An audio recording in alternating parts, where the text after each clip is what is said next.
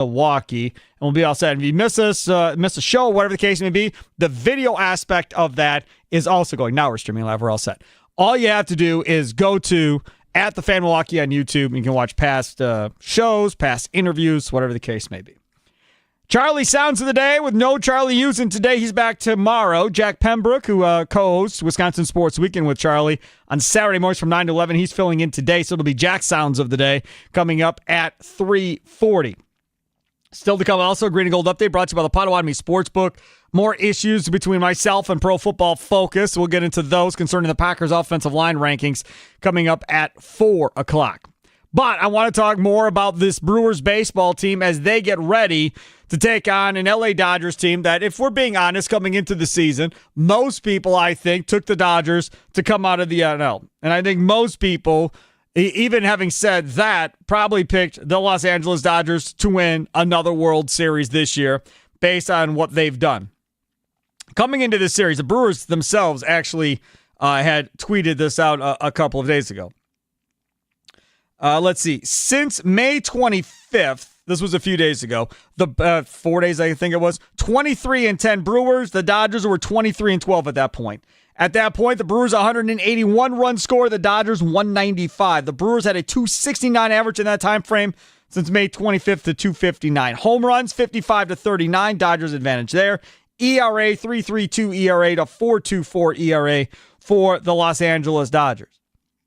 So the Brewers have been playing right there with them during this time frame, which is wonderful, and I am very happy about, obviously. And as you look at the pitching matchups for this bad boy, we have to not only look at the Mizorowski matchup tomorrow, but we got to look at all three. So it's Peralta versus Yamamoto tonight. That's going to be a hell of a pitching matchup. This is the only one that's not nationally televised coming up tonight. 5 o'clock, we'll have our leadoff show powered by the Potawatomi Sportsbook with Tommy Wirtz from 5 until 6:30. First pitch around 6:40 at American Family Field. Tomorrow, the game is on TBS, because of course it is. It's Mizorowski pitching. Mizorowski against Clayton Kershaw, who is in the All-Star game this year. Not because he deserves it, but because he's going in as the legend that is still playing, that gets to go in and pitch in the All-Star game. So Mizorowski versus Kershaw. Same time tomorrow, 6:40 first pitch. Wednesday afternoon, that game is on MLB Network. That game going up with Quintana versus Dustin May, who's had an up and down season to this point for the LA Dodgers. So those are your three matchups. I have no idea. If I was telling you, go to the Potawatomi Sportsbook, put money on this, I have no idea what I'd tell you to do tonight. I have absolutely no freaking idea what I would tell you. I would feel relatively good about Quintana versus May on Wednesday. I feel okay there because May has been hit or miss this year. Feel okay there. Mizorowski against the Dodgers, I don't know, to be honest. I feel good because they've not seen him up close and in person. But the other thing that concerns me is what I just saw this last outing. Remember, he wasn't pitching on, every 5 days necessarily down there. So he pitched on 4 days rest, pitched really well. Then he came back this last outing and pitched on, 5 or 6 days rest, and wasn't as well.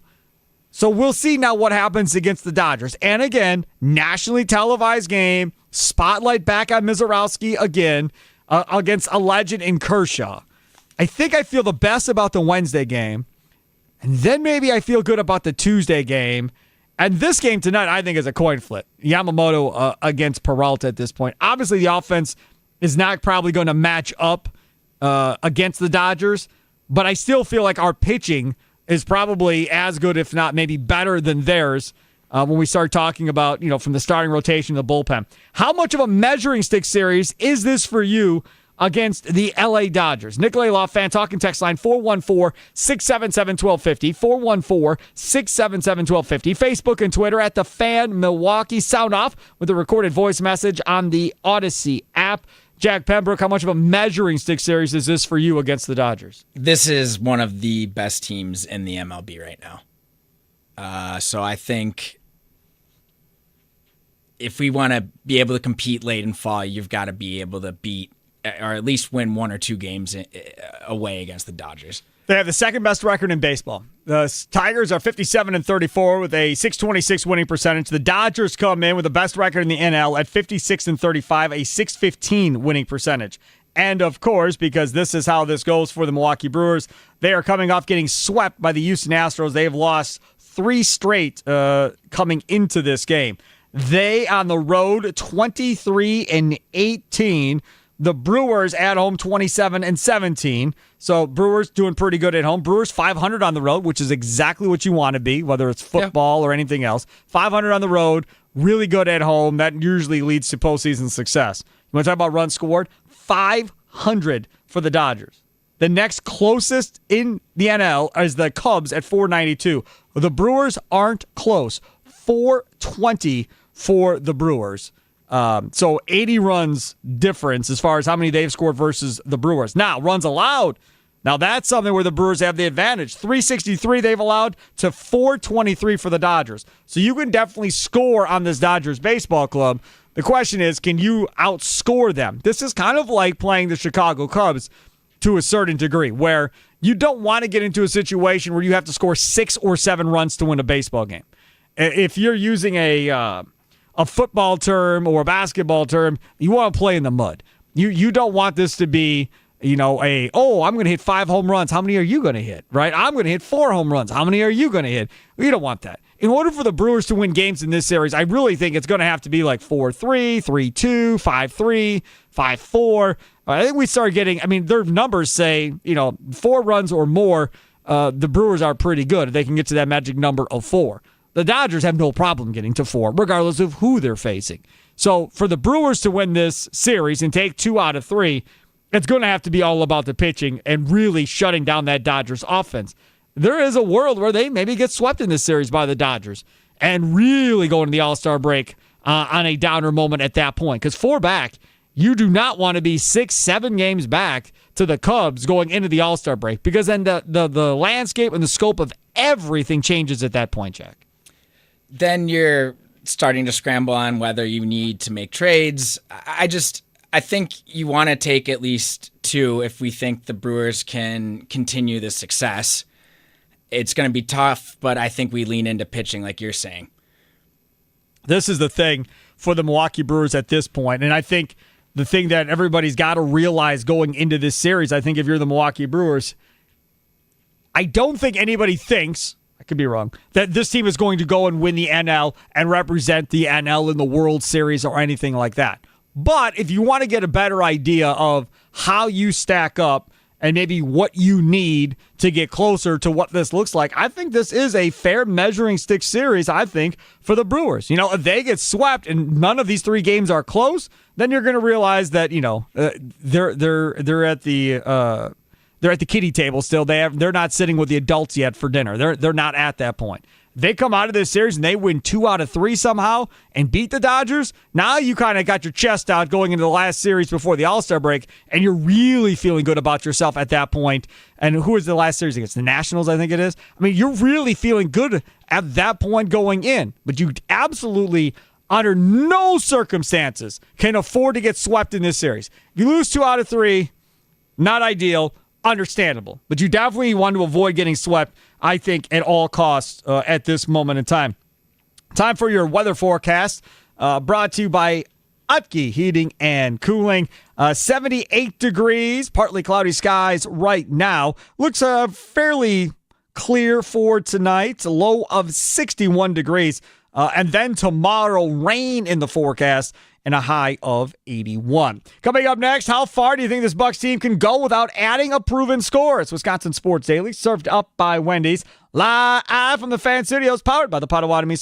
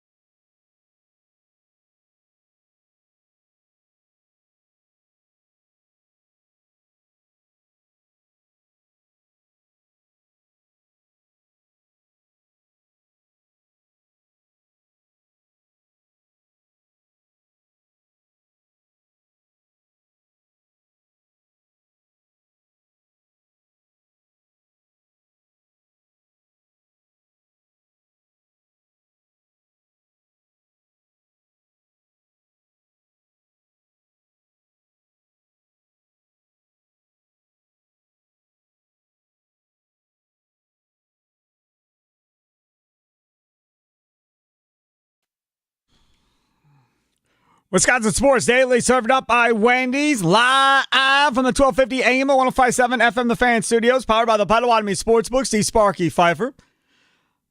Other side of the glass, Jack Pembroke filling in for Charlie Usen today. Charlie will be back tomorrow. Normally, Charlie's Sounds of the Day come up at 3:40. Today, it'll be Jack's Sounds of the Day. What will we be talking about? We will find out.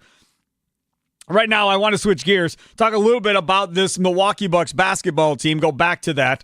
Again, as things have continuously been coming out here, Miles Turner deal, that is a done deal. The Pat Connaughton trade, that is a done deal as well. We had heard about the Rylands 3-year deal. That was last night. Bobby Portis's deal, that's a deal that is done. He broke his own news on that before the Bucks did.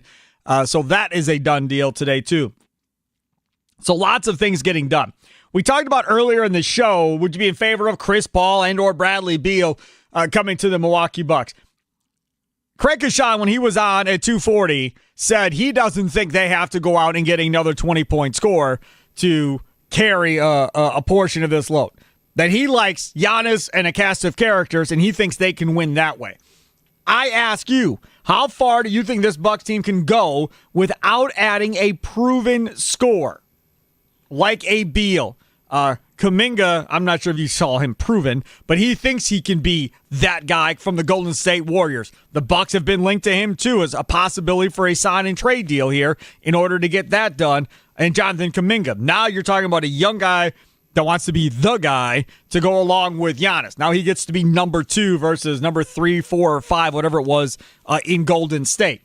So how far do you think this Bucks team can go in the playoffs without adding a proven score like a Beal or Kuminga or somebody along those lines? Nikolay Law, Fan Talk, text line 414-677-1250, 414-677-1250. Facebook and Twitter at The Fan Milwaukee. Sound off with a recorded voice message on the Odyssey app. Sparky Fifer with you here on Wisconsin Sports Daily, served up by Wendy's on The Fan. I think as they sit right now, they're a 6 seed. Right now, here we sit, 6 seed, maybe your 5 seed. And I would also say right now, as we sit, they're probably a first-round exit like they've been the last couple of years. I don't have a lot of faith that this goes much different. As I've stated before, I think the only way you make some type of run is if this team shoots the heck out of a three-point shot. Right? If they're top 3, top 2 in the NBA and shooting the 3, and as far as field goal percentage and shots made and all that stuff, if they're one of the best three-point shooting teams in the NBA, then sure. Then I can maybe see them, winning around in the playoffs. If they're a 5 upsetting a 4, something along those lines, then yes, right? Then okay, I'll get with you. But that is a tall order to ask this Bucks team to get accomplished. I don't think that is all that realistic that they can do that for an entire season. Could they be the best three-point shooting team for a month? Sure. Could they be the best point shooting team for a couple months in the season? Sure. The whole season with what they have, a lot of questions on can these young guys do it consistently? Remember everybody was on the AJ Green bandwagon 2 years ago? And then AJ Green turned into Pat Connaughton last year. Again, with all due respect, Pat Connaughton's made $9 million. Right? Making $9 million this year. He can have a very good career one way or the other. But if you're trying to sell me that he's a starting caliber guard and he's this and he's that, he's got to be more consistent. Gary Trent, same thing, right? Gary Trent showed you in the playoffs what he can do when all systems are go. But how often and how consistent can all systems be go on a night in, night out basis? And you need it more than you don't if you don't have a guy that can give you 20 every night. A guy that's done it before in the NBA and has been relied on to be that guy. That's why I think they got to have one. If you don't, that's fine. I just want to know, how far do you think they go if they don't have that guy? Nikolay Law, Fan Talk, text line 414-677-1250, 414-677-1250. Ram, North Side, you're next on Wisconsin Sports Daily, served up by Wendy's. What's up, Ram? Hey, what's going on, Sparky? How are you? My call. How was your holiday weekend? It was good until my daughter got sick, but other than that, it was a pretty good weekend. Other than that, yeah, it was fun. Okay, good. Well, I'm going to go back to what we talked about maybe last week. I still don't think we got a backcourt. So in order to go far in the NBA, my theory, and I said this on the show before, I think your backcourt got to be able to score between 40 to 45 points consistently. I think that's fair. I think that's pretty fair. Yeah. Now, I will say this. The free agent pickup that the Bucks got, I think he's going to be a starting point guard, Mark Sears. And I think he's the best point guard in the gym. Not even a question. Well, he's a two-way player. He's a two-way player. If that dude comes in and starts at point guard, something went wrong with the idea of signing Porter Jr. and Ryan Rollins if Sears takes that job. Look who our GM is. We had this discussion. I understand what you're saying. I'm just saying, like, the odds are against that dude to have a legit chance at starting with those two guys signing back. You can miss some stuff. We miss all the time. Yeah, that's true. We can miss some stuff, but I'm gonna say he has played in more meaningful games as a point guard, and he knows how to play downhill, and he can make good passes. I trust him over Porter and Trent. I just do. Well, Ryan Rollins is the guy. It's going to be Rollins or Porter Jr. at the starting point guard. I don't feel comfortable with Rollins. I don't feel comfortable. Now the other thing is the names that are out here that the Bucks are connected to. Now you talk about to go a whole season. I'm gonna say they're still a first round knockout. I don't think they can beat. I don't think they can beat Orlando. I agree. I just don't. Right now, as it sits, I agree. I think they're a first round knockout too with what they currently have. Yes. Right. And the new team that's going to be pushing up, that's going to be right at the Bucks' neck in their division is going to be Detroit. Yes, agreed. And I think, Sparky, I just think they made some – okay, I'm going to hang up, but I just don't want to see why we didn't go after and get Duncan Robinson. Duncan Robinson and Karis LeVert. They got both of them. Well, do you think we should at least got one? You just said something about three-point shooting. Sure. Yes. Jeff, sure. So yeah. He's top 10. And if they want to play downhill with Giannis kicking the ball out, or you got a guard point out, and you want to talk about going far to Eastern Conference Finals, you got to have some scoring. And well, I don't disagree with you. My guess is their response would be, we got Gary Harris and we like him. That would be the response. He's more defense, though. Yes. But he was somewhat of a three-point shooter coming out, but I don't think it's lived up to what everybody thought it was going to be in Denver and Orlando to this point. Now, maybe he figures it out in Milwaukee. I don't think it happens this late in your career. It's either you that by now or you not.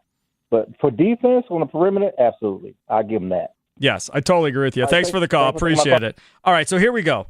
Let's look at Gary Harris's numbers here. Just a quinky-dink look here and see what his numbers look like. So he's been in the league since 2014, 2015. So he'll be going into his age 31 season. Last year in Orlando, he shot 35% from three. That's pretty good. But he only took 2 threes a game. Okay. Year before in Orlando, he shot 37% from three. That's pretty good. Shot almost 4 threes per game. Year before that in Orlando, he shot 43% from three, took 4.5 threes per game. That's pretty good. 38% the year before that, taking 5 threes per game. And these seasons are 48, 54, 48, 61 games played in Orlando for them. Now, overall field goal percentage, 38% last year, 44%, 45%, 43% in 21-22 at age 27. So he can definitely stroke the three. Now, will he take 4 to 5 threes a game? That seems like a lot to me, unless they plan on starting him. If they plan on starting him, then I guess there's an opportunity for him to take that many. He's 6'4", so he's kind of that, I like 6'5", 6'6" shooting guards. Obviously, you're not going to get that. So he's a little bit... he's a bit of a tweener. More like a Gary Trent type player than a traditional Ray Allen type player at this point. We'll see what he brings. I think if A.J. Green and if Gary Trent are your shooting guards, I think Harris may end up being that other small forward with Kuzma and Taurean Prince. I don't think that's bad. I do think that if you're going to bring a guy in like that, you need him to take 3 or 4, at least threes a game. Otherwise, it's pointless. Yes, I think it definitely has to be about that. Trent's 6'5", so they're right around that same height one way or the other. How far do you think this Bucks team can go without adding a proven score?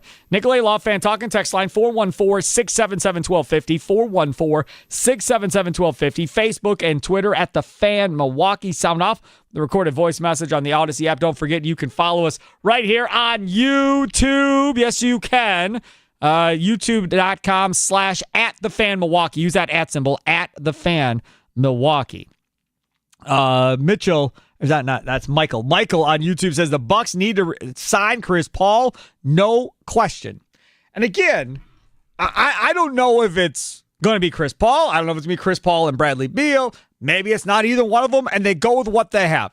I just find it hard to believe that John Horst, after getting Miles Turner and Gary Harris, looks at this roster and says, yep, we're going to go win the East. I just don't think there's just no way he does that. He knows, like most of us do, they've got to go find another real score. Because otherwise you're in danger of being in the same situation you've been the last couple of years. I mean, think about it. How many people, how many guys can you come up with that won a championship with one legitimate star player? One dude. Giannis. That's it. I can't come up with one. And now we're thinking we can do it with just Giannis? Like, come on, man. Miles Turner is nice, and I get all that, but I am not on board with the rest of this stuff. Let's see where we going here next. Let's go to Turner. You're next on Wisconsin Sports Daily, served up by Wendy's. What's up, Turner? Hey, how's it going? Going good, man. What's new? I think we can go all the way with Giannis as the main piece, and we don't need another scoring option. I think that's what made the Pacers dangerous this year. Well, the Pacers are interesting because that's close because they don't even have a superstar from that perspective. So you've got Nembhard, Nesmith, Siakam. You had Turner, which now you have Turner. And then you obviously had Halliburton stirring the drink. So on a given night, and you had Mathurin as well that could get you points on a given night. Does the Bucks talent in your mind of what they have match up with what the Bucks have versus the Pacers? If you take Giannis out and you go, okay, now match up both rosters, does it seem even to you? I mean, I think with KPJ developing, I think with Rollins developing, you're just banking on a lot of development. But I think we got pieces that might be able to do it. And Giannis is just elite. He's like Magic Johnson. Yes. So. Okay, fine. Look, but Turner, you hit it right on the head. A+. Nicely done. Thanks for the call. Don't be a stranger. You hit it. Relying on a lot of development. That's what it is. How much better can A.J. Green be? How much better can Ryan Rollins be? What about Kevin Porter Jr.? Right? It's a lot of questions. A lot of questions you don't know the answers to. You're just hoping and praying a couple of these guys work out and can get to be that consistent player. Halliburton running the offense is perfect for what they want. He can score. He can distribute. He's long. He provides a lot of things. Okay? Kevin Porter Jr. is not that. Ryan Rollins is not that. You don't have that guy. And then if you go to Nembhard and Nesmith, okay, Nembhard and Nesmith or Trent Jr. and A.J. Green, who you want? Have that conversation, right? Compare those two guys. Siakam versus Giannis, well, that's obviously a no-brainer, right? We got to take Giannis every day of the week there. Turner versus Turner, okay, Bucks advantage now because they don't have him. They just traded for Jake Huff from Memphis. No, I don't see a lot there, but either way, at least they're trying to do something in Indiana. And then you go to the benches. And then it's Mathurin, it's TJ McConnell, and you start going through the guys that they have coming off the bench. Obi Toppin and these guys coming off the bench. And then you look at the Bucks bench and you feel good about Bobby Portis, right? You feel good about Bobby Portis. Who else? Right. Silence from Jack. Right. So again, not that these guys can't score, right? Not that A.J. Green can't get you a dozen off the bench. Not that Rollins, if he's the backup, can get you a dozen off the bench. They can. But do you feel as good as you do, say, if you're the Indiana Pacers with what they had coming off the bench? That's it. And the other part about this is, and I don't want to throw shade necessarily at Doc, but it's something that's always talked about, they got like one of the best coaches ever in Carlisle. Doc Rivers has won a championship. Doc Rivers is a good coach regardless of what y'all say. But is he that level to where he could take Giannis and a bunch of pieces and get that team to overperform expectations to the level of getting to a finals. That is a gigantic ask of anybody. Q, you're next on Wisconsin Sports Daily, served up by Wendy's on the Nicolay Law Fan Talking text line. What's up, Q? Good topic. I mean, obviously, like, you would love to get Bradley Beal on a minimum if he does get bought out. But I think, like, there is a lot of promise on this roster, and we haven't really seen point forward Giannis with Miles Turner yet. Correct. I don't really mind waiting and seeing how things look after Summer League and seeing which other players get disgruntled, and kind of waiting to see. And also, to me, like Kyle Kuzma, he's not untradeable, but I'd rather him, like, get some seasoning with this Bucks team and, like, see if we can restore some value there. I mean, he talked a lot about like, his conditioning just wasn't up to snuff when he got here last year. Why was that? Why do you think that was? Because he quit in Washington. That's why. I don't think it was just a different type of basketball. They didn't really play defense in Washington because they weren't playing for anything. They were playing for lottery picks. So to me, it's hard to fault a guy when he's in kind of a bad basketball situation to not be, like, top of his game. I think we'll see a lot of who Kyle Kuzma is, like, come training camp and early in the season. But the point I was trying to make there is just, like, we've got the 31 and the 32 picks. I don't necessarily want to trade them right now when we have that big hole in the cap space caused by the Dame release. But come trade deadline, if this team is overperforming and the East is as bad as we think it is, like, maybe we can package that with Kyle Kuzma or somebody else on the roster and really go for it. But to me, if I'm John Horst, I kind of want to keep some ammo left in the tank instead of going all in, like, right away. What do you think about that, Sparky? I think we have to do what Giannis wants us to do. That's where I'm at. Thanks for the call. That's my thing, though, right? That's where I'm at. Because if I'm John Horst and he has proven time and time again he's doing this, but if I'm John Horst, I've got to think about, man, how do I get this team to be good enough to where Giannis thinks we can win the East, to where Giannis buys into what we have and sees the vision of how we get there. You're not going to convince me that dude looks at this roster and says, oh yeah, we can win the East with this. I just don't believe it. I don't believe he thinks that. I don't care what he's doing in Greece and how much fun he's having. If he looks on paper at that roster and then looks at the other rosters in the East, yes, it's open. For sure, it's open. There's no dominant team. Cleveland is clearly one. Knicks are two. And then Orlando has gotten better this offseason, especially if Desmond Bane plays well. Orlando's going to get significantly better. I think you could talk about Orlando probably being 3 right now in the Eastern Conference. And then who knows how much better Detroit's going to be. They might be 4. And then right now as it looks, then you're talking about you probably being 5 or 6 with Indiana at that point. Maybe you're 5, Indiana is 6, somewhere in that area. Boston, I don't have much hope for Boston whatsoever. I have no idea. I think they're going to trade Anthony Simons here before this is all said and done. Now, again, that's another guy in Simons. To where is that a guy that you want to go over there and get? I'm not a gigantic Simons guy one way or the other, but that would be a rental. That's what we're talking about here, is going and getting a rental in Simons to bring him in for a year. I'd rather have Bradley Beal than I'd rather have Anthony Simons, and I don't want to give anything to Boston because you saw the reports. Lillard and Boston, Lillard and Tatum can work out together.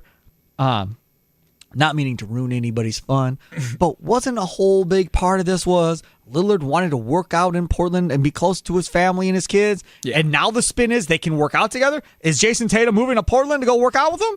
Because I don't think he wants to live on the opposite coast. As it was, he was in the Midwest, and that was too far. Now you want him to go live on the exact opposite coast of the country in Boston? Like, maybe that ends up happening one way or the other. I have no idea. If I'm Lillard, I'm looking to play in the East for sure because that's the easiest road to get me to the finals to win a championship. The West is going to be way, way more difficult at this point. I've not asked Jack Pembroke, and I will ask you now. How far do you think this Bucks team can go without adding a proven score? Without adding anyone. As we stand right now, this current roster. We're a 5 or 6 seed. I think that's 5 at the best. We're 1 or 2 pieces within a 7-man rotation of being a top 4 team in the East. It is wide open. And I think the Celtics have kind of shown they are blowing up what they have there. I just, you need 2 pieces that can, like you've been saying, a guy's got to give you 15 or 17, and you've got to bring in a guard. I like Ryan Rollins. I like Kevin Porter Jr. As do I. I like both of them. But there's a lot of youth, and I don't know how many teams, like you're saying earlier when it was crickets on my side, there's not a lot of veteran support on this team right now. Yeah, and that is I think Chris Paul benefits both those guys by being on this roster. That's first. And then Beal being that guy that can give you that other scoring. Both guys would take pressure off of Giannis where it doesn't have to be him every single night. And I understand, as a fan, it's like, oh man, he can run the point. This will be great. Blah, blah, blah, blah, blah. I don't think LeBron would ever want to go through that. LeBron pretty much had that at the beginning of his career, right? You had Mo Williams and Boozer and Zilgauskas and all those guys back in the day for Cleveland. And that's better than probably what he's dealing with right now in Milwaukee, what Giannis has. And there was nothing special about those team, but he took that team and went to the finals. And he was a young man. Giannis is 30. He ain't 21, 22 anymore, right?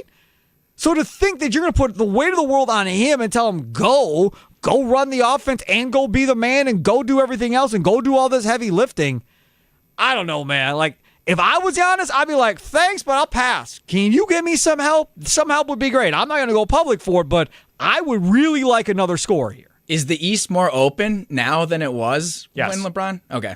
Yes. Yeah, absolutely. Wow. The East, okay, let's be fair. The East was bad for a long time when LeBron was in the East. Yeah. It wasn't very good. But I would say this is probably similar. We'd have to go back and look. But I would say the Eastern Conference right now is probably similar to what it was when LeBron was doing his thing in Cleveland, where there really wasn't any true tough competition. I mean, there for a while, Milwaukee and Boston were kind of those two teams. Well, the problem is Milwaukee could never get out of the first round outside of their one championship run. So that's kind of been a fluke because your best player can't stay healthy in Giannis, which sucks.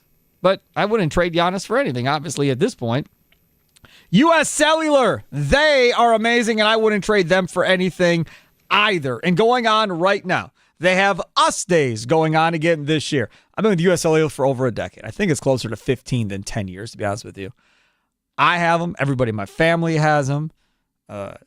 Everybody, again, it's something where because I had multiple other cell phone providers when I was, 18, 19, in my 20s, whatever. And I had so many issues with different providers. When I got to U.S. Cellular, thank my mother for that. When I got to U.S. Cellular at her behest, as she was ragging on me for multiple years to switch, once I got there, I've not looked back. Like, I will not. You go into stores, hey, man, who do you got a cell phone provider? U.S. Cellular, and I'm not changing. Go away. And I keep walking. Like I don't want to hear a pitch. I don't want to hear anybody else tell me about U.S. Cellular. That's who I go with. These are my guys. And Us Days is a very cool event that they have that they do each year. It goes from June 12th, obviously we've passed that, to July 16th, so still time for you. Their exclusive event to celebrate loyal customers with unique offers. This includes big discounts on new phones and tablets, plus other giveaways and events like parking lot parties. Like I said before, food trucks, DJs, bag parties, all kinds of different things going on at these parking lot parties across the country right now. You can find your nearest local event at uscellularparty.com. uscellularparty.com.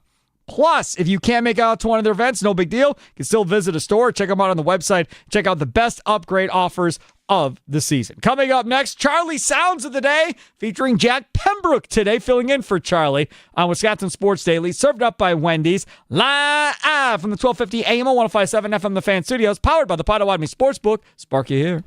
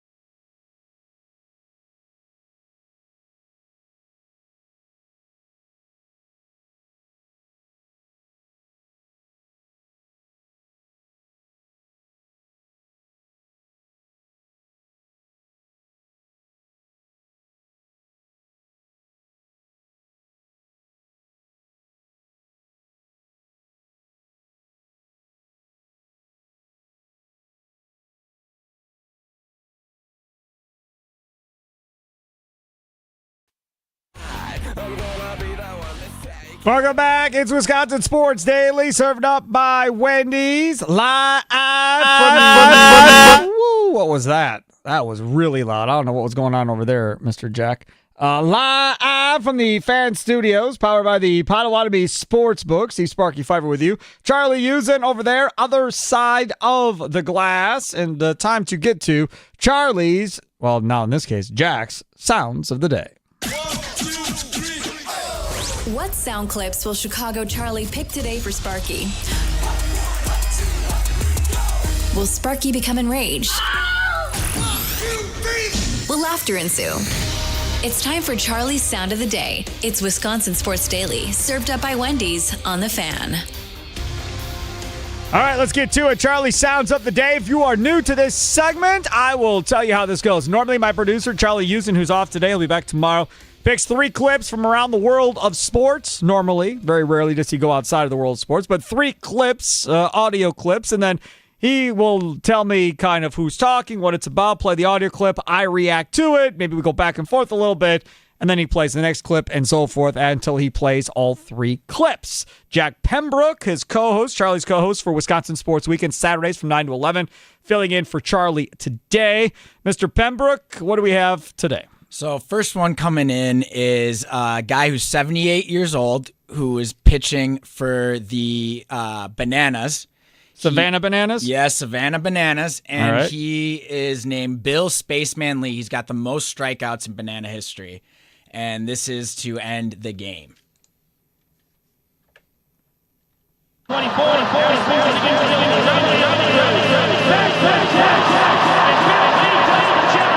All right, I'm going to play it from this second. You are having problems with your audio on that side, so it's not a big deal. I can play it from my side, and we can make this work, providing you have it saved in today's sound folder. Here it is. All right, so here we go. This is Bill Lee, 78 years old, pitching for the Savannah Bananas. Guy who was in Major League Baseball in 2024. Now he swings it against Bill Lee. Robert Anthony Cruz. Backflip catch. And Bill Lee does the job.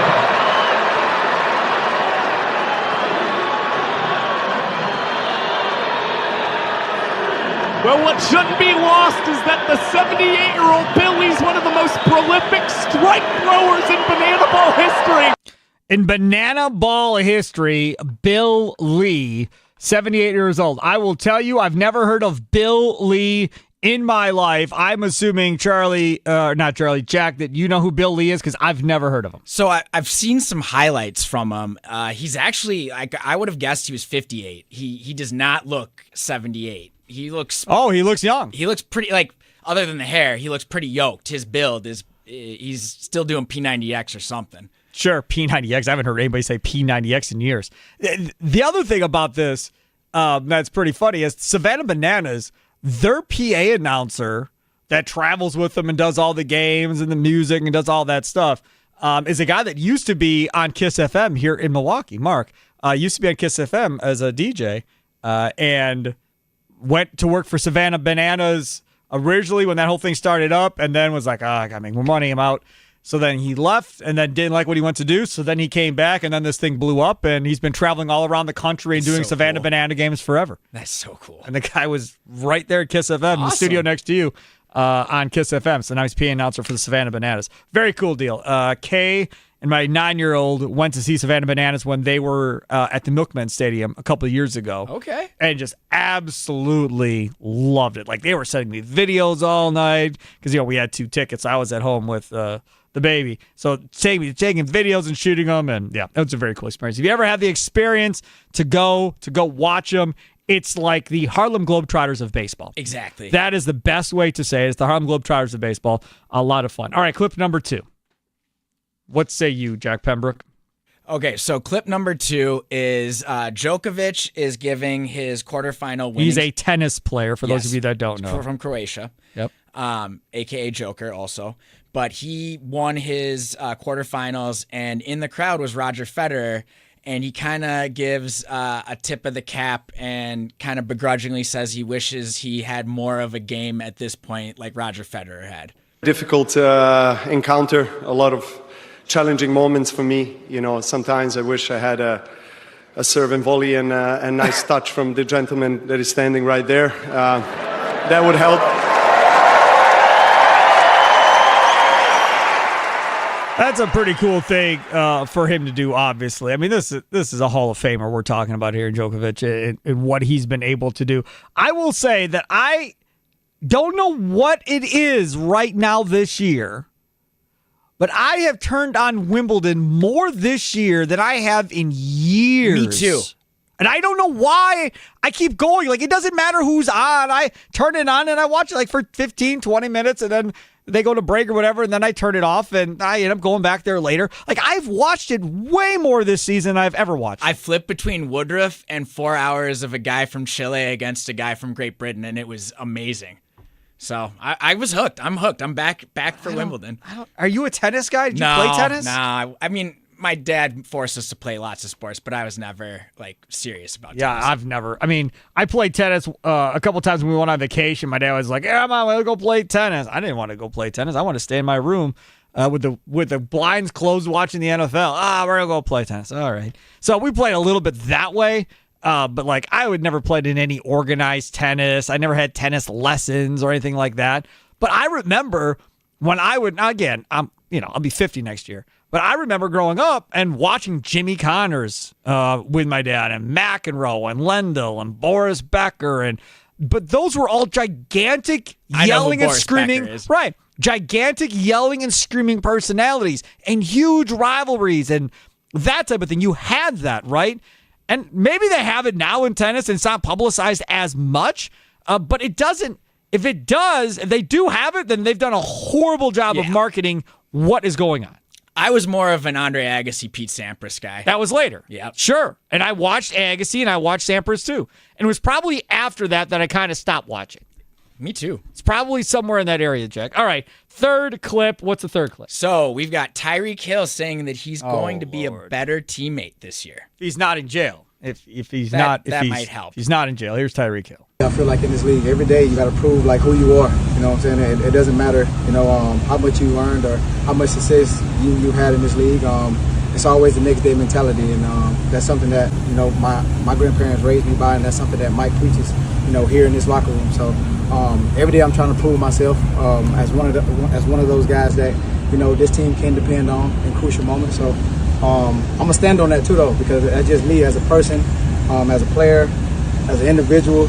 So I try to carry myself in that way. It was tough, man. Obviously, emotions were high then, but at the end of the day, man, I'm just looking to move forward from that. Hoping that I can prove myself and prove to my teammates that I'm still one of them ones, man, who like chasing 2K, still one of those ones chasing playoff dreams and all of that great stuff. With all due respect, I don't believe you. Listen to the end. He just, first thing is about getting 2,000 yards. Yep. And then he throws in, we'd like to go to the playoffs. No. That's it is very, very difficult to change a me guy to a we guy.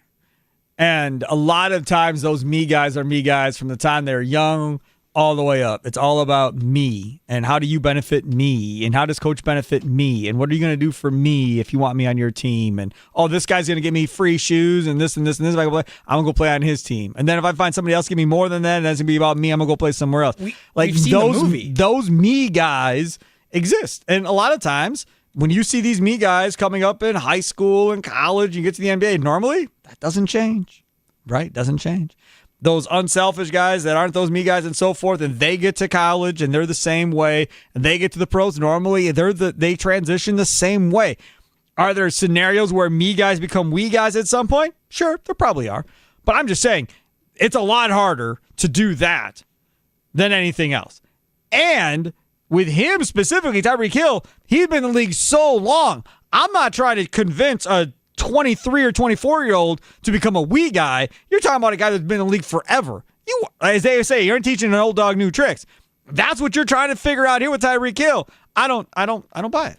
It's hard to make a leopard change his spots. There you go. There's another one. Yeah, there's another one. Good job. Green and Gold update coming up next. Brought to you by the Potawatomi Sportsbook. Pro Football Focus has the rankings out for the Packers offensive line compared to the rest of the National Football League. I don't understand. We will talk about that coming up next. Plus, I let Jack Pembroke come up with a topic today. I said, all right, Jack, you come up with a 420 topic, and we'll talk about whatever topic that you want to come up with for 420. So stay tuned to find out what he chose. And then at 440, things that we may have missed on today's show. It's Wisconsin Sports Daily, served up by Wendy's, live from the 1250 AM and 105.7 FM The Fan Studios, powered by the Potawatomi Sportsbook. Sparky here, Jack Pembroke over there. Don't forget, stream us on YouTube, youtube.com/@TheFanMilwaukee. Again, use that @ symbol, @TheFanMilwaukee on YouTube, or stream us on your Odyssey app, AUDACY.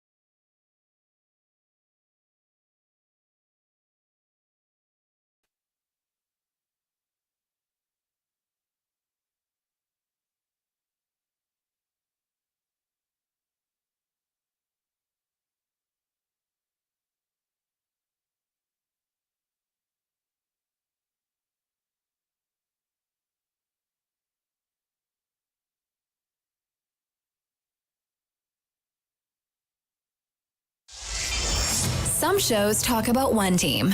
Other shows barely talk sports. This show will talk Packers, Brewers, and Bucks every day. Every day. It's Wisconsin Sports Daily with Steve Sparky Fifer, served up by Wendy's on 1250 AM and 105.7 FM The Fan. Download the Wendy's app today.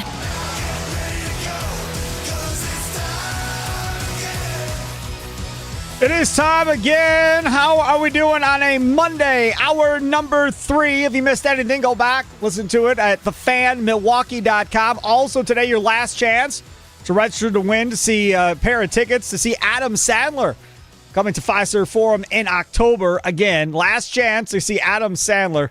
Chance to register to win free tickets to see Adam Sandler, I should point out.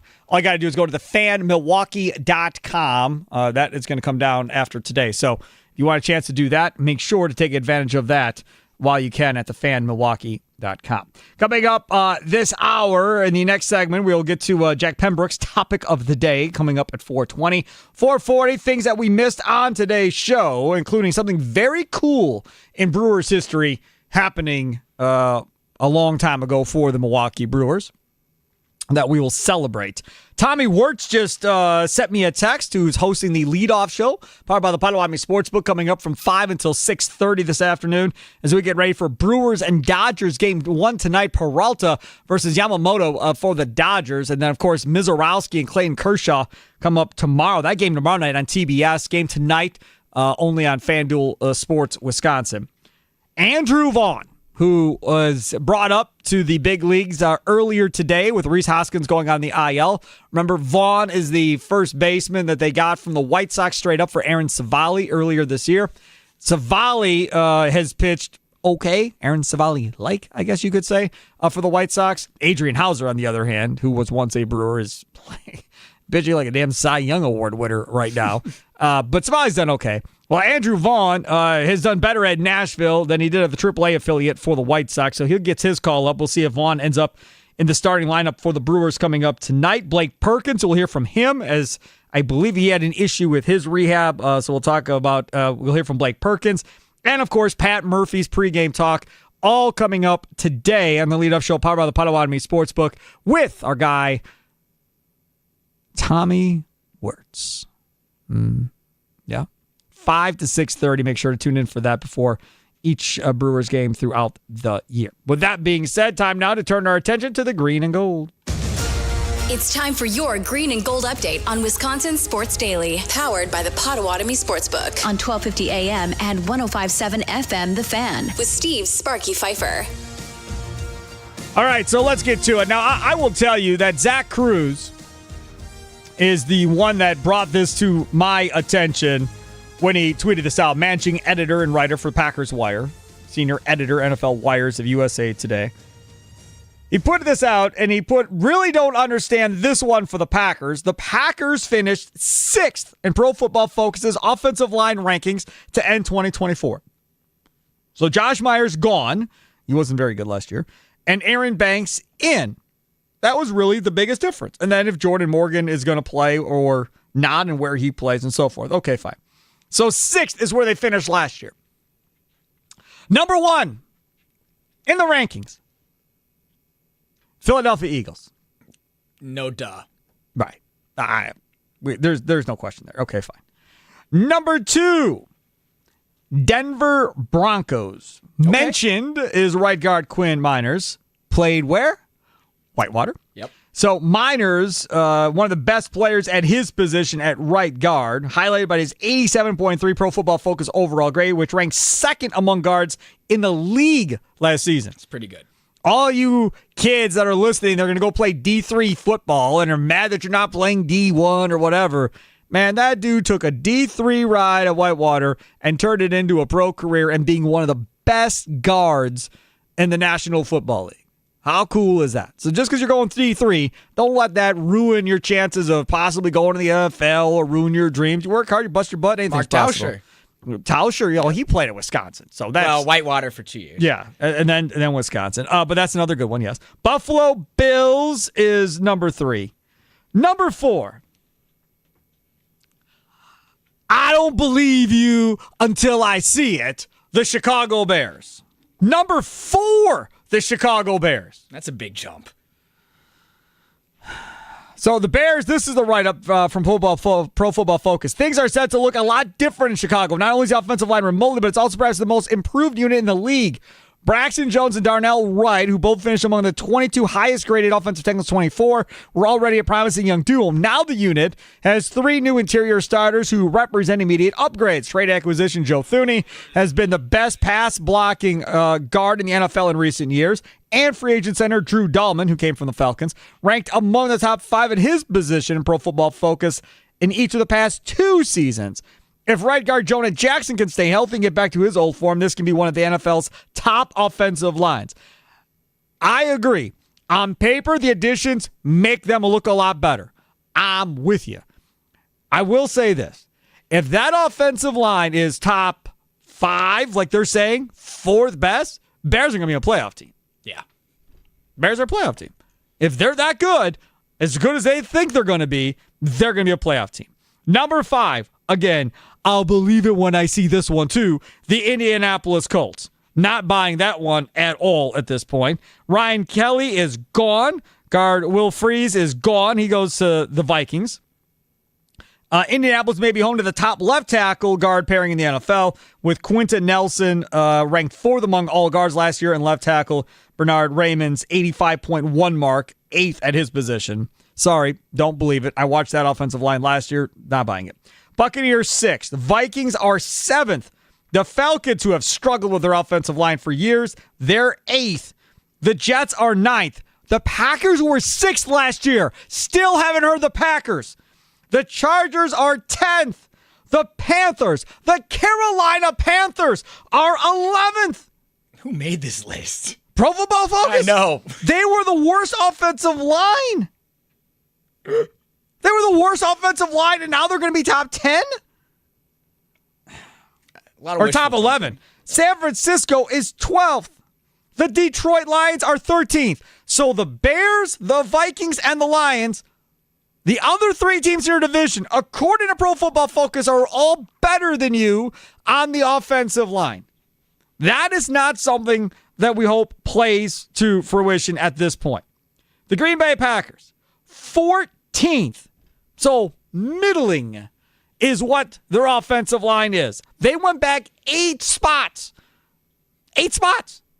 It says on Pro Football Focus. The Packers reshuffled their interior offensive line, which has a wide range of possible outcomes. 2024 first-round pick Jordan Morgan is expected to start at right guard after playing just 186 snaps on offense as a rookie. Green Bay also signed guard Aaron Banks, who ranked 33rd amongst guards, with a 65.4 Pro Football Focus overall grade in a career year. Elton Jenkins is set to move inside to play guard for the Packers. No, that should be center. So whoever wrote this got that part wrong. The unit will still be led by Zach Tom, who grew into one of the best right tackles in the league, recording an 85.8 overall grade in 2024, which ranks 6th among all offensive tackles. So this is my thing. So pretty much what they're telling you is they don't believe that Elton Jenkins over Josh Myers at center is that big of an upgrade. And what they're telling you is that the backwards nature of Jenkins leaving and Banks coming in will be the downfall of the offensive line. So pretty much what this is stating is they really don't trust Aaron Banks to play left guard, and they have questions about Jordan Morgan at right guard. The only thing is this Packers team continues to talk about Jordan Morgan battling at left tackle. Now, he's played a little right guard at OTAs, whatever, fine. But what keeps coming out of that front office and what keeps coming out of that locker room with the coaching staff is he's going to go against Rasheed Walker at left tackle. And again, Rasheed Walker in a lame duck year, last year of his deal. If Rasheed Walker loses that starting job in training camp, he ain't going to guard. He's going to be a swing tackle. And it's going to cost himself a ton of money after having been a starting left tackle for the last couple of seasons. Like, that is crazy to me that would even happen. If that does happen, then Sean Ryan is the starting right guard at that point next to Elton Jenkins. And Sean Ryan, again, nothing to write home about. Did he get better throughout the year? Yes, he got better. Is he a people mover, as they like to say? Get a little nasty streak to him? Yes, he is. So that would be good for the ground game. The pass game, I'm not so sure about. But all of this questions up in the air to me really just centers about why do they go from 6 to 14? They don't think Jenkins is that big of an upgrade over Myers, and they clearly don't like Banks. To me, that's what it is. Because Morgan's a question mark. And even if Morgan doesn't play that great, it's probably right around the same number of what Sean Ryan had anyhow at this point, Jack. Yeah. So I don't really get this whole idea of dropping 8. No, they didn't sign a Thuney, or they didn't sign a Kevin Zeitler, or some name brand guy that everybody knows who he is, and so forth. But if we're looking at this offensive line for what they want this offensive line to be, for what I think they want this offensive line to be, they want this offensive line to be very, very good at run blocking first. And then we'll worry about the pass blocking second. Obviously, you can't suck at pass blocking for Jordan Love, but run blocking, I think, has become more of a priority than pass blocking for the offensive style that they want to run, which is a huge difference versus what they've operated as from Holmgren to McCarthy to even the beginning of LaFleur here with Aaron Rodgers. It was all about pass blocking for the Hall of Fame quarterback and the offense being based around the Hall of Fame quarterback. It does not appear to me that this offense is going to be based necessarily around the offensive, the Hall of Fame, not Hall of Fame, the starting quarterback in Jordan Love, to where he's going to throw the ball 40 times a game. I don't think that's true. They're going to run it more. They're going to use play action, hopefully more than they did last year, and then take their strikes downfield, Jack. It's going to be what we saw that worked for this team. We're going to be a top 8 rushing offensive line. You're going to open up those passing routes with twin tight end sets with the run first. And that's what he did at Tennessee when he was the running backs coach. Yes. And the thing about LaFleur is when he was with the Titans, he had Derrick Henry. Sure. You don't have Derrick Henry. No. You have Josh Jacobs. And Josh Jacobs is a top 10 running back in the National Football League right now. And there's some goofy thing on ESPN based on league executives as far as Josh Jacobs and where he ranks amongst running backs. And they've got, different guys. In fact, I can call it up real quick. I wasn't planning on talking about it, but since we brought up this rush offense, it's interesting because when you sit here and you read what some of these executives have to say about the different running backs and where they rank the different running backs. So number 1, obviously, Saquon Barkley. Jeremy Fowler put this out. Saquon Barkley is 1. Okay, fine. Derrick Henry is 2. Fine. Jahmyr Gibbs is 3. I felt like that was awfully high. 4 is Bijan Robinson. This makes highest ranking is 1. You're supposed to grade them like 1 to 10 or whatever it is. Lowest ranking is unranked. Somebody didn't even have him on their top 10. What? And he's 4th. Christian McCaffrey, highest ranking on somebody on one of these unnamed executives lists was 3. Some executive had him unranked, at least 1. Then Josh Jacobs at 6. Highest ranking 3, lowest ranking 10. Everybody had him in the top 10 in the National Football League. Unlike Bijan, unlike Christian McCaffrey, and so forth. High-ranking NFC personnel executive said, quote, elite balance, strength, vision, feet, and determination with the ball in his hands. Catches it well, true difference maker, plays every week, availability. I tend to lean toward well-rounded backs that are elite runners and huge threats in the passing game, and Jacobs fits that bill. Check this out. Jacobs is the lone NFL player to eclipse 1,000 scrimmage yards and 5 touchdowns in each year since 2019. The only running back to do it. He's one of 4 players in Packers history to produce 1,500 scrimmage yards and 15 rushing scores in a season, joining Aaron Jones, Amon Green, and Jim Taylor. And that's on a Raiders team where he was facing 8 or 9 guys in a box for a couple of years. Yes, prior to getting here. Yeah. With that 2019 stat? Yes, prior to getting here. And he led the league in rushing just a couple of years ago as well, prior to coming to Green Bay. But like you said, there wasn't a big threat with Derek Carr at quarterback at that point either. No, not at all. So that's the other part about it.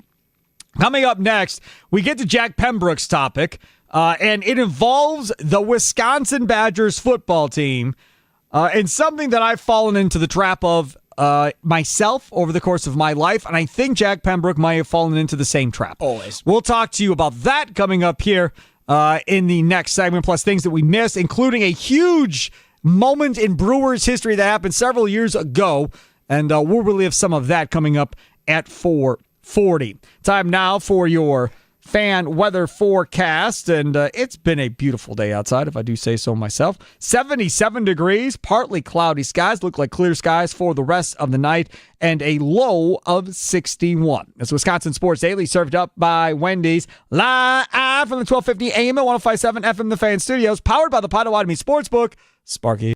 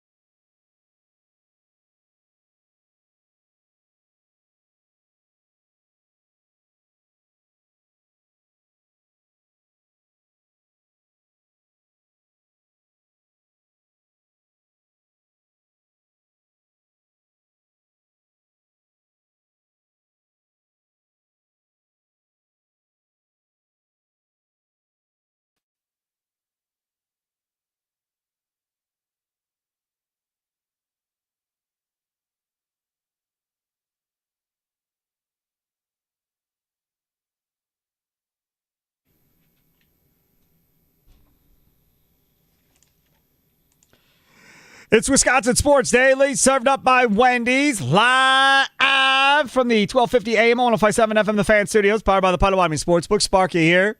Other side of the glass, Jack Pembroke. Catch him and Charlie Usen Saturday mornings from 9 to 11 with Wisconsin Sports Weekend.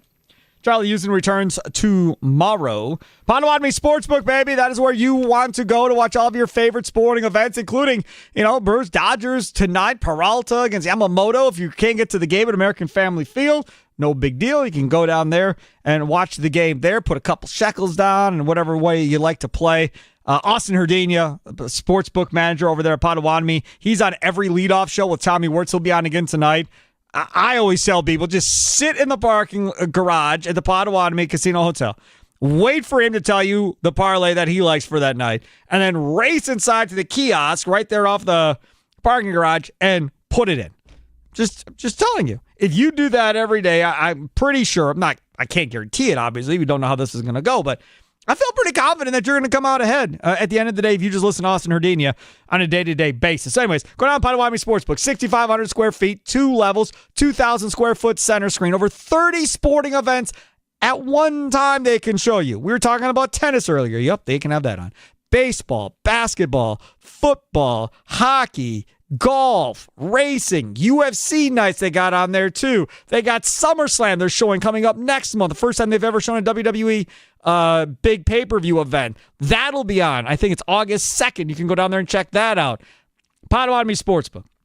They have the Potawatomi Sportsbook Kitchen. 48 different beers on tap, dozen different specialty cocktails, all kinds of delicious food, homemade pastries and desserts, all-day brunch. Reserve your seat ahead of time. You don't have to, but I always recommend it to know when you get there you're going to have somewhere to sit because it gets busy. Go to Potawatomi.com/sportsbook. Potawatomi.com/sportsbook. Yeah, there's a nominal fee, but it goes towards your food and beverage. You're going to spend that money anyhow, so why not guarantee yourself a seat with that money anyhow by going to Potawatomi.com/sportsbook. All right, Jack Pembroke, I said to you earlier this afternoon, Jack Pembroke, you come up with a 420 topic. I did the rest of the rundown. You come up with what we should talk about at 420. So what are we talking about, Jack Pembroke? So I'm trying to get amped for the fall season because last season for the Badgers was pretty abysmal. But with the recent 4-star signings, are we expecting a return to normal in the Big Ten for the Badgers? And I can read you off. Jaden Pettit, 4-star wide receiver. Amari Latimer, running back. He's a 4-star running back. That's the 2026 recruiting class. Those are the biggest. They were like easily top 25 in their position categories for ESPN Top 300. Mm-hmm. So that's something you love to see. In 2025, we were able to secure 4-star tight end Jack Severs in early June of this year. And then we recently, in our 2020 class, we got Ryan Hopkins, who is the super 4-star quarterback who committed this April early. And then Zion Legree, who's a wide receiver, but also a top 20 athlete in ESPN's 300. Maybe we're starting to get athletic and make moves again. Your face doesn't believe it at all. Can we expect a return to form in the Big Ten this fall for the Wisconsin Badgers? Nicolay Law Fan Talking text line 414-677-1250. 414-677-1250. Facebook and Twitter at The Fan Milwaukee. Do you know who Evan Flood is? No, I do not. Evan Flood is one of the top recruiting guys. Has been around for a while. John McNamara and him have been kind of like the two lead football guys for a long time. And Evan Flood was with 24/7 for quite some time. John McNamara just went over to 24/7. And with that, Evan Flood left, and now he is at Badger Blitz, part of Rivals. So they essentially switched affiliations of who they're with and so forth. Evan Flood, I think it was today or yesterday, put out a tweet of what the Badgers' schedule was and what do you think the Badgers' record is going to be for this season.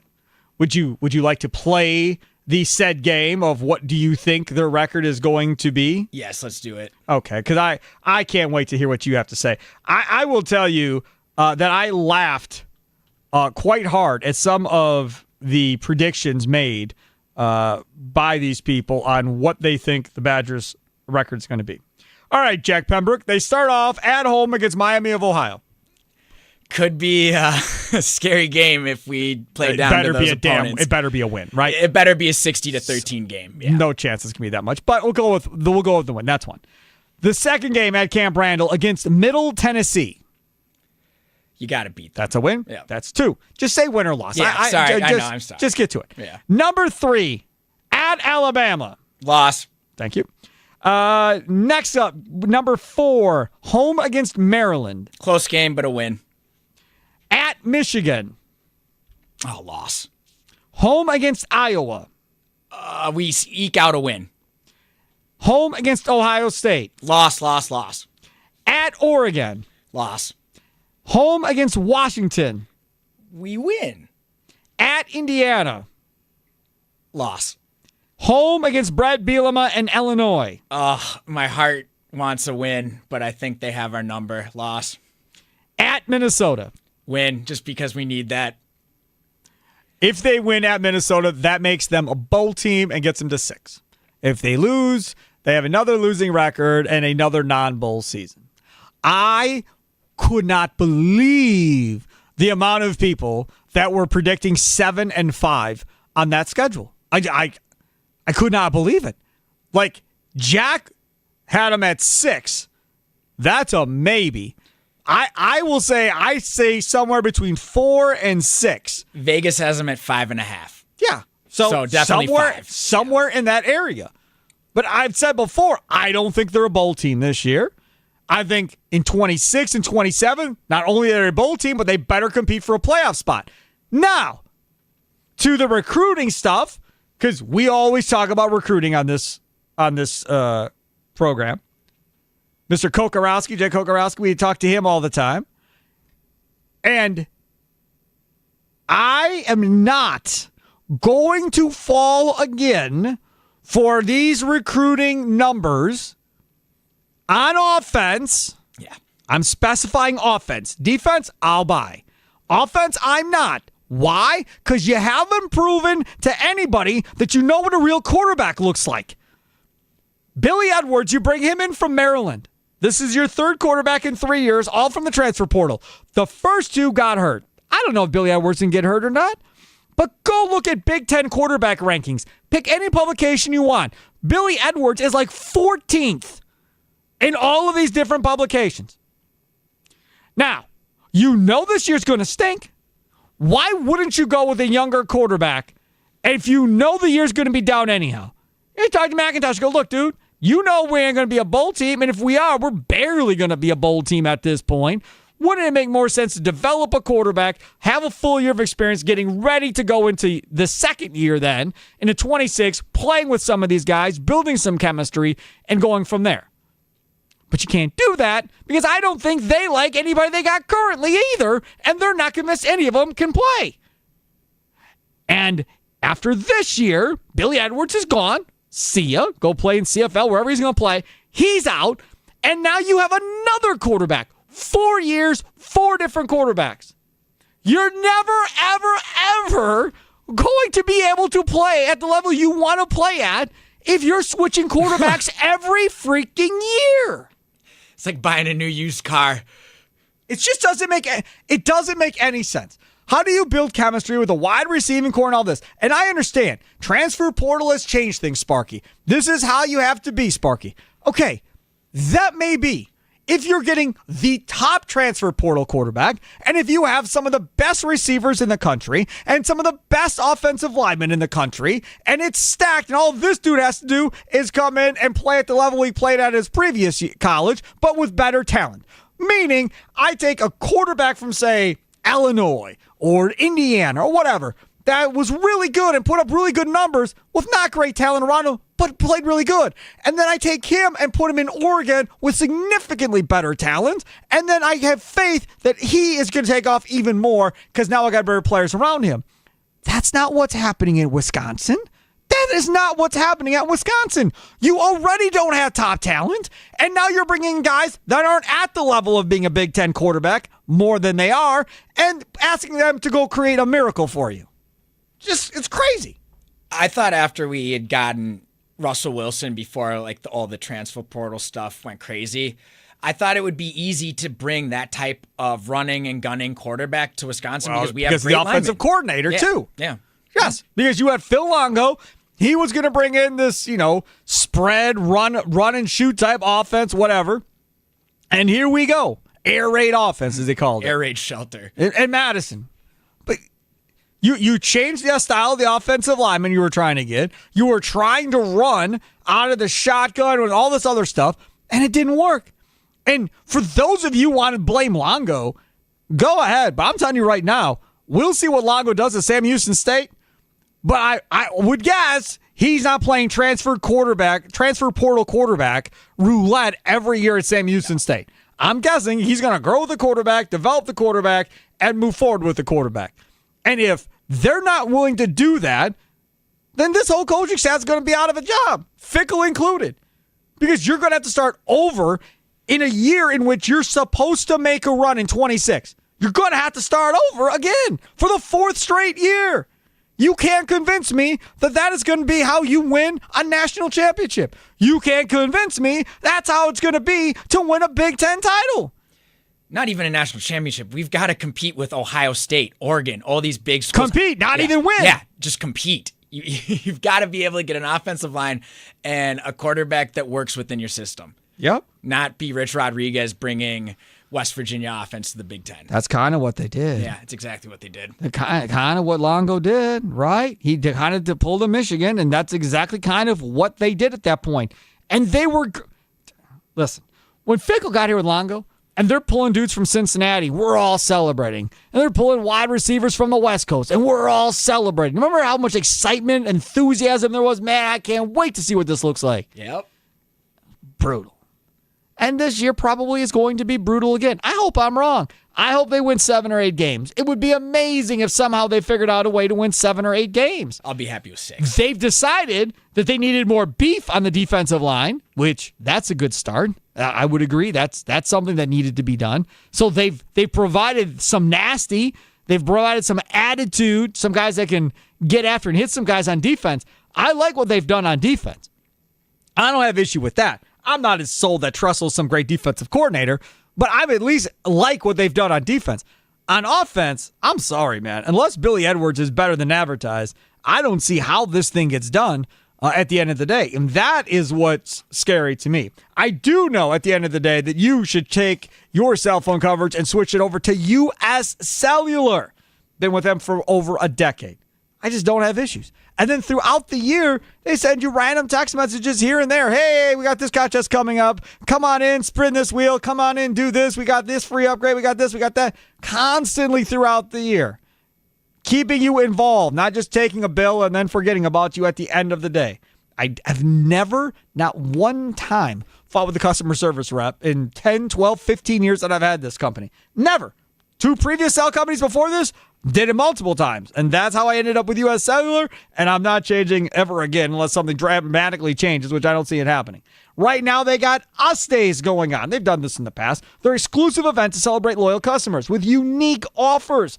This includes big discounts on new phones and tablets, plus other giveaways and events like parking lot parties. Parking lot parties will be happening at U.S. Cellular stores across the country. You can find your nearest local event at something here in southeastern Wisconsin at uscellularparty.com. Again, that's uscellularparty.com. This only goes to July 16th. Customers who visit a store or on the U.S. Cellular website can check out the best upgrade offers of the season. I said this earlier on. I got a text message earlier today from U.S. Cellular. And it says, again, only people that are customers get these text messages. TikTok, it's Us Days, giveaway a clock. Today only, score $350 off any smartwatch plus 6 months of free connected watch service. Giveaways are limited, so don't wait. And then it gives you a link to click on to try and win all this stuff. Again, you don't have U.S. Cellular, you aren't involved in that contest.